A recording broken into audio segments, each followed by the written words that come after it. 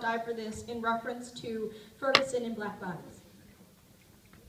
So, Martin Luther King was a Capricorn.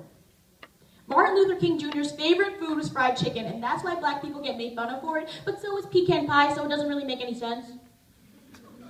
Martin Luther King's favorite TV show was Star Trek, and there's nothing you can tell me that would tell me that Martin Luther King did not like Kendrick Lamar.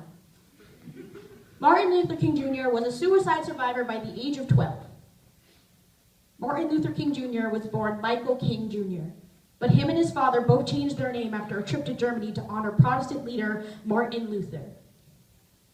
Martin Luther King Jr. was under FBI surveillance until the day he died.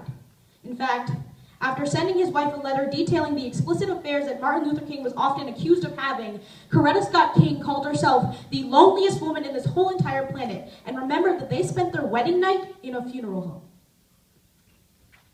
Martin Luther King Jr. did not die at all, actually.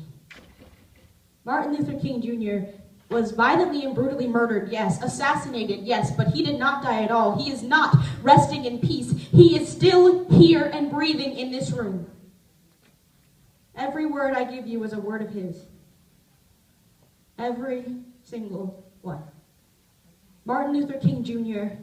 was a man, and we often forget that. Because if we have to humanize him, we have to humanize the boys. The boy who was going to start college the next day, the boy who was spending time with his father, the boy spending time with his mother, the boy in the park playing with the toy gun and his older sister.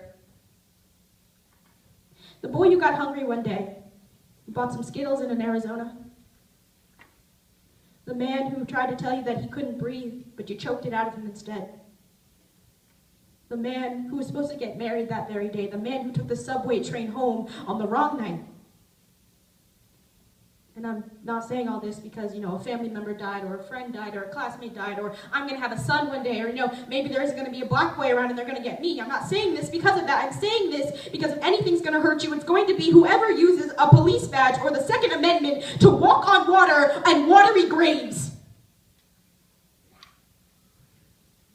So if anything's going to hurt you, it's going to be the lack of both justice and mercy for young people trying to live. And if you can tell me that Martin Luther King did not die for that, well, I'm sorry, but that wasn't the same man.